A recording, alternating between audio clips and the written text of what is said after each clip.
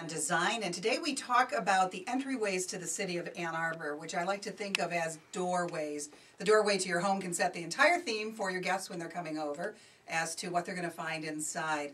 And Damian Farrell joins us from Damian Farrell Design Group. So we have on the north side of town, M14, right, where Main Street dumps into the downtown corridor. We have over on the south side by Briarwood Mall, I-94, State Street corridor. and Arbor-Saline Road there as well. That's correct, yes.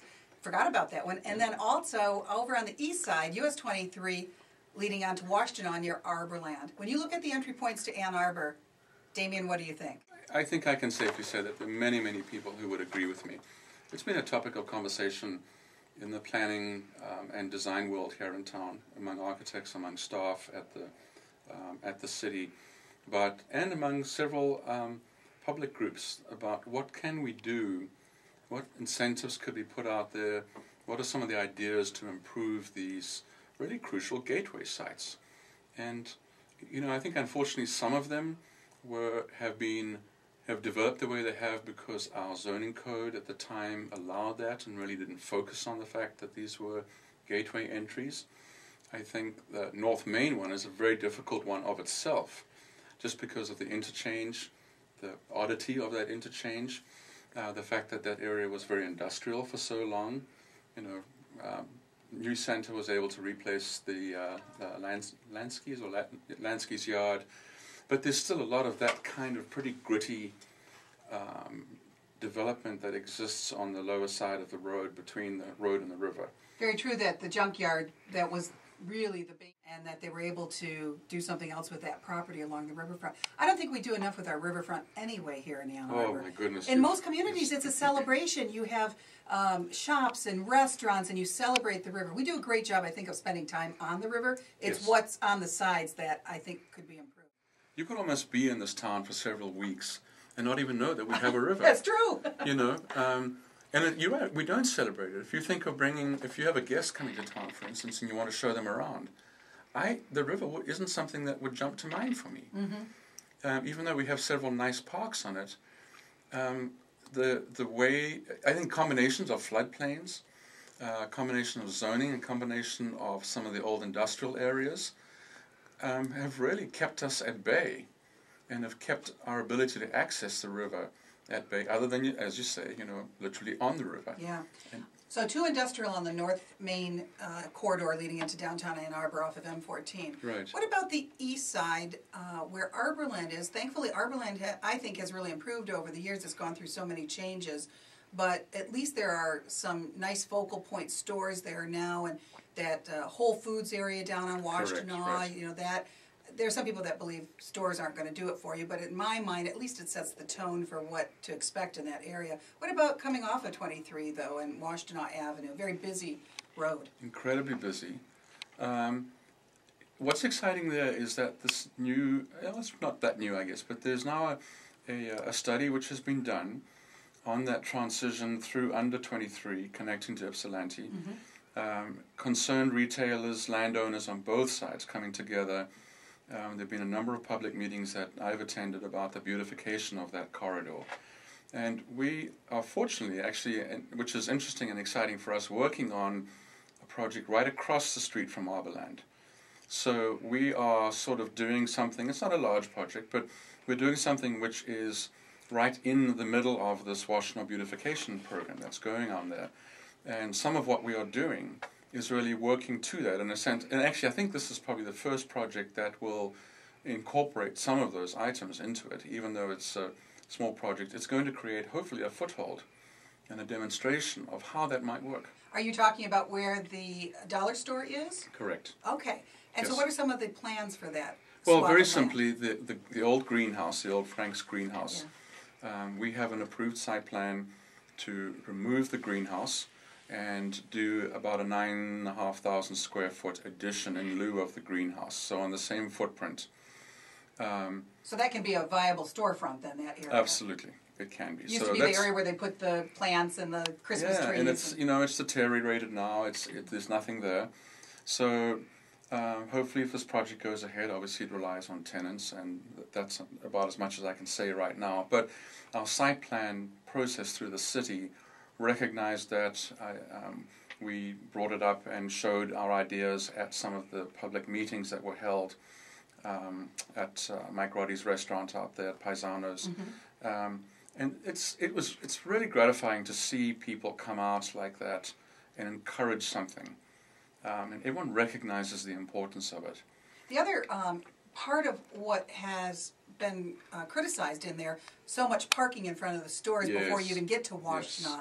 Is that going to be looked at as well in your plans? Yes, I mean the ideal, if you will, drawings that show in the study that has been done is if it were nirvana, that all of those buildings would be close to the street and the parking would be behind. Right. Obviously that's going to be a very difficult thing to do, but I think there's some very plausible, very doable ideas that have to do with landscape and with softening the amount of asphalt that exists there. Looking forward to that. Yeah. All right, and then let's go to Briarwood Mall and the State Street area, and then Arbor-Saline Road as well, the south side of Ann Arbor. How are those entry points into town? That I was referring to when I said that they got, that's I think where our zoning codes got in the way. Okay.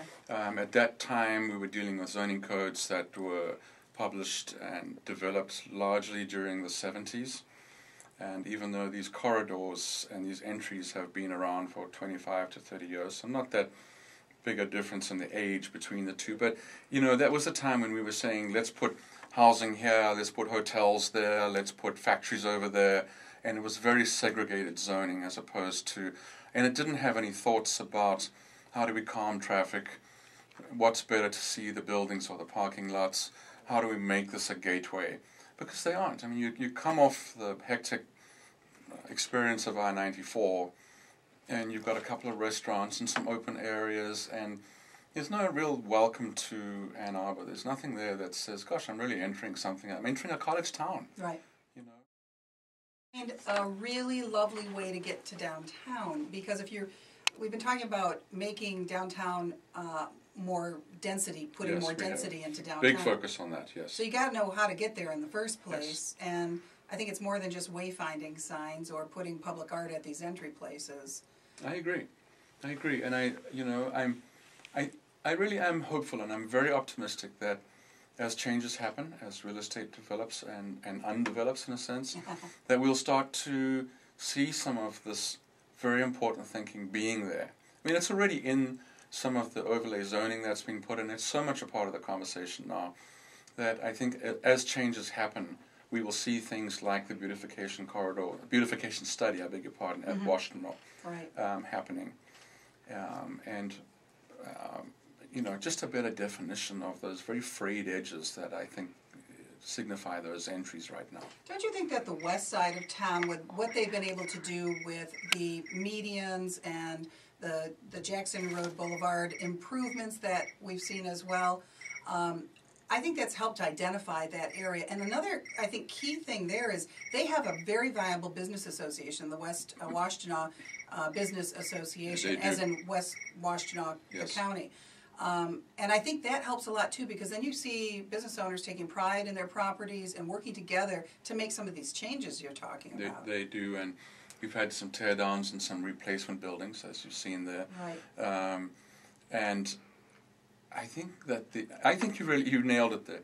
People's individual pride in their properties has started to become more prominent in their thinking, and their role as property owners in the bigger picture of the city has become more publicized, and so that the sensitivity has been raised. Damian Farrell from Damian Farrell Design Group. It's Damian on Design each Saturday on the Lucy Ann Lance Show. All right, let's get into downtown Ann Arbor and talk about that density. You're involved in many projects here in our town, but one in particular called Near North, which you've been working on, and you know that downtown very well. I do. We've done a lot of work downtown. Unfortunately, a couple of our projects, when the financial crash happened, have been tabled or put on hold.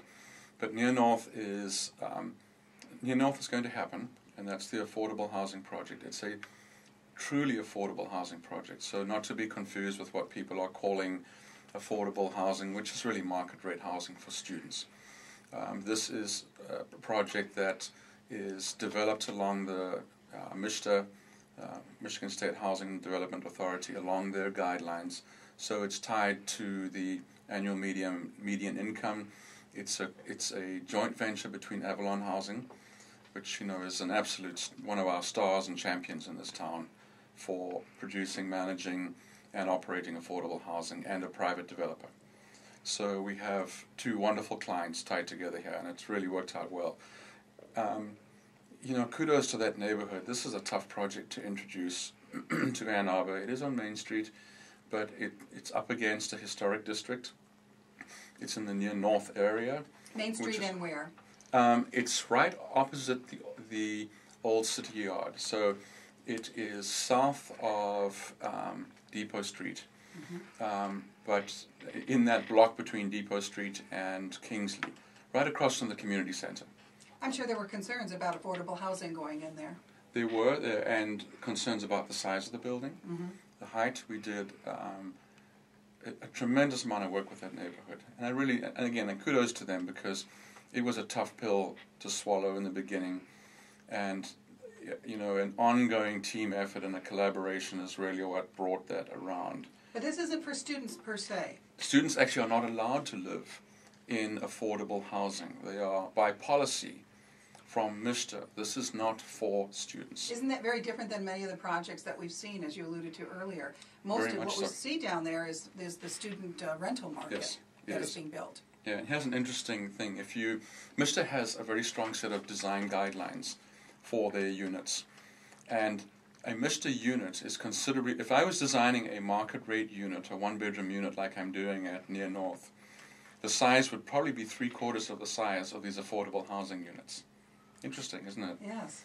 And I think why that is that for so long truly affordable housing, in other words, tax benefit or subsidized housing, it was thrown together. Space standards were just awful. It was treated like the projects from the bottom of the barrel. It's no longer that. This is a project I am intensely proud of from a design point of view. It will appear to be a good neighbor, in my opinion. It's a high quality building. People will, different incomes will be intermixed within the entire project. So some of it is subsidized. Mm-hmm. The rest of it just ties to income. So this is the kind of housing for people who are wait staff, people who are just starting out, for instance, techs at the hospital, right. People who are less than 33% of the average median income. But people who are going to be the life and the soul of downtown Ann Arbor. Correct. Because they're so close to it. They're going to be walking to those shops, and they're going to be enjoying the amenities we have down there. That's what we talk about being a vibrant downtown. Yeah. And so as their income increases, they will get to a point where they will need to move on mm-hmm. and make space then for the next people coming through. Right. So that's what a true affordable housing project does. When is that going to be completed? Well, we are in the last, or should I say the owners, the developers, are in the last movements right now of getting the loan closed. It's a very complicated financing structure when you're working with the state body plus private enterprise. And so all of that is coming together very quickly right now. I think we're all hoping to start construction on the project in the next 4 to 5 months. And it's probably about a 1.5 year construction period. We've all seen what happened with Ashley Terrace, yes. which I remember when it went in. We actually did a live broadcast as they were looking for tenants in there. Took many tours of the place. I thought it was very beautiful how they positioned that. But it was all based, I think, on making sure to get tenants in on the bottom floors, the storefronts, which never really happened to any extent. I think then, it changed over and it's got new owners now. It does. Is that the wrong project for downtown Ann Arbor? And what happened with that, or was that a matter of circumstances with time? And let's move forward and talk about what is needed down there. Lofts, other kinds of constructions. How do we identify the character of downtown Ann Arbor and be able to fill up these spaces? I think that particular project got caught by the downturn. I'm going to be controversial here for a second and say that I think it's one of our worst examples of design at the street level, mm-hmm. which has been such a focus of the downtown, the A2D2 committee, the Ann Arbor Downtown Design And by the way, I meant inside, Yes. in the individual apartments that were in there in the condos. And those, for instance, don't have operable windows. It has a harsh street edge. The retail lifts above the sidewalk. It's not very user friendly when you walk down next to that building. Right. And that's what a lot of what the zoning overlays, what the new codes are trying to do, is to focus on this pedestrian level. So I think some of the new buildings that we're seeing coming in now have a very strong focus on that. What is the experience for the pedestrian as you go by? It should be something that is soft, that's welcoming. It shouldn't just be a building crashing into the sidewalk and leaving you with blank facades, blank pieces of harsh materials, where at some point you start to look almost at eye level at the floor of the retail space. Oh, very good point. Do you think that project was just too big also? No, I don't have a problem with the size of it. I think those are the kinds of sizes of projects that we are going to need downtown. It was the design. For me, it was the design. That's okay. Yes. You can say that. I'm saying you're it. You're a designer. You're an architect. And I'm no doubt, making some colleagues upset somewhere. But I think that my view is shared by many people, and hopefully that it could be a lesson learned, and not necessarily something to beat on, but some real lessons learned. Before we close out, as we look at the design of the City of Ann Arbor, what role did the changes with the planning department that the city has undergone over the last few years and the zoning ordinances, what role do they play in that? And do you like the direction that city officials have been taking? Yes, I do. I do like it. It's been a long process. I think now about 5 years ago, I started on the A2D2 committee, and I also headed up, with several other people, the local chapter of the American Institute of Architects, did a volunteer program of studying a number of other cities around the country that are regarded as successful, and summarizing their ordinances and contributing that. So I was in on that in the very beginning, and it took a very good direction. It's taken a long time. It's taken a tremendous amount of cooperative effort, but yes, I like it. It focuses on densifying. It focuses on identifying areas of character in the city and what is appropriate for those areas, and it focuses on the pedestrian experience. And I have great hope for it. I think there are some tough challenges on the second floor, third floor of some of our older commercial buildings and how to deal with those. But no, I think we've done great. I really do. What's the big problem with those historic buildings and trying to build up or develop those? Yeah, the big problem is code. Stairways, elevators, barrier-free access, natural light, ventilation. Where do you put an elevator into a building like that if it doesn't have it? Not worth developing? Not at the moment. Financially, it's very difficult to make it work. Do you see changes in that coming? Is that something the city is looking at or not? Yes, they are. But there, it's a building code issue as opposed to a zoning code. So the zoning encourages it, without a doubt. So these are building code issues. I think what's going to be interesting is that there's this tremendous shift over right now to rental housing. Rental housing is going to be huge in the immediate future. That might bring some new ideas and new pressures to bear that may make some of those expensive alterations to those buildings viable. Are you saying that we might relax the historic codes in Ann Arbor? Oh, no. I'm talking about just the interior of the buildings. Okay. That the costs of inserting elevators, of widening stairs to meet code, of meeting barrier-free codes, of introducing natural light and ventilation wherever we can. Those are high-cost items that are having to be inserted behind facades inside buildings. If the rental market is going to do what everyone is saying it's going to do, perhaps those incomes or those rental levels might support some of this. And that, I think, would be a wonderful thing. Looking toward the future. Damian on Design each Saturday from Damian Farrell Design Group. And if you'd like more information, visit Damian Farrell Design Group online. It's dfdgonline.com. dfdgonline.com. And he's on the air with us each Saturday here on 1290 WLBY.